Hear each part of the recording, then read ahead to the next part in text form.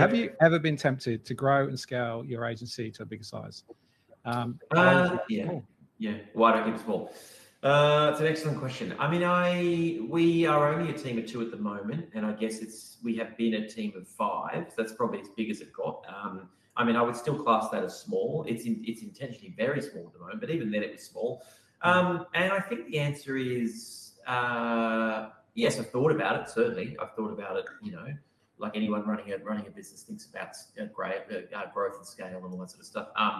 I've never pursued it, in a way that would make it bigger than it was at 5, because even at 5, I found that to be too big for me. So I have always enjoyed the smallness of it. And my first job was in a team of 2 to 3 or 4, sort of at the most. And I think that sort of sold me on the benefits and the upsides of smaller teams. And I guess the other thing is that I have always really enjoyed doing the work. And I think the bigger the team gets, the less chance you have of actually doing the work. You're obviously across it and you see it and you oversee it and you present it. And it doesn't really matter what, you could be as involved as you like. But I think that it makes absolute sense that as teams get bigger, creative teams, that the people in the most senior roles, be they design directors or creative directors as well, do less doing. And I think, I don't know, I just think when I went from the moment I set up the agency and left the agency job I was in and set up the studio, that was the thing that I sort of was most excited about was the doing, and that hasn't gone away,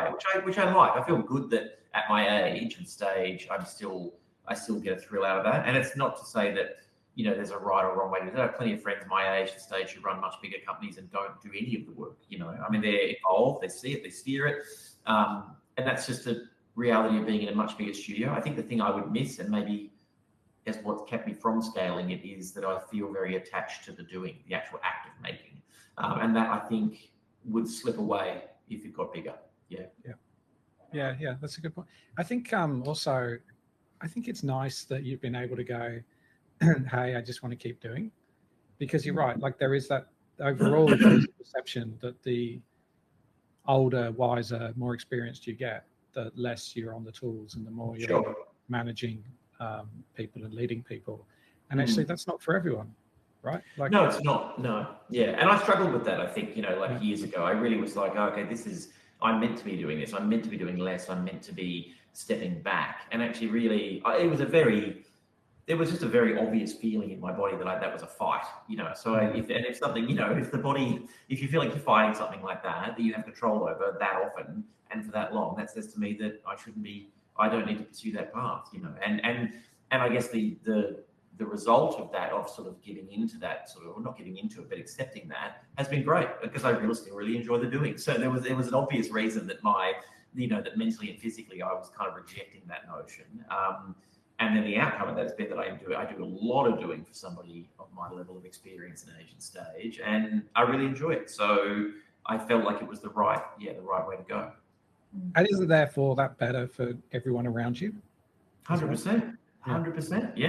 Yeah, absolutely. Because that impacts, I mean, not to get too personal, but of course it impacts anybody that I work with professionally, because that energy gets reflected onto those people. But it also affects my family. It affects my friends. It's that if I figure out a way to be satisfied in that part of my life and enjoy it, that's of course going to impact how I feel about other parts of my life, right? I don't think that's unique to the profession. I think that's just work in general.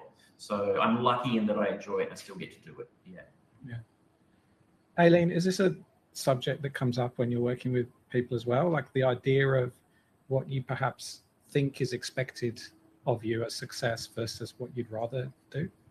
Yeah, look, I actually admire the courage that it takes for somebody who has the option to scale and be bigger and do all of that and realize that it's like, I don't actually want to, or that's not where my passion lies, or that doesn't make me happy, or I don't want to be managing these many people and I want to be connected to the work. So I always say that, especially with creatives, because you got into it because of the creative, and that is a part or a big part of who you are. And so it's not just work. There's something fundamentally about being a creative, of being busy with your hands or creating something with your mind, and to lose that because you're now becoming more of a business owner, they're very different set of skills, right? And so it's almost like that's not the job that I signed up for, and that's actually okay to say I didn't apply for this job, so why are you pushing it down my throat? Sort of. And I think in agencies, people are just expected to grow into those roles. They'd actually say it's not for everyone. And I talk to a lot of senior designers who kind of go, I actually don't see myself in management. And I've suddenly woken up one day and I've got 10 or 12 people reporting into me, and I no longer get to do any design work. And exactly what you're saying,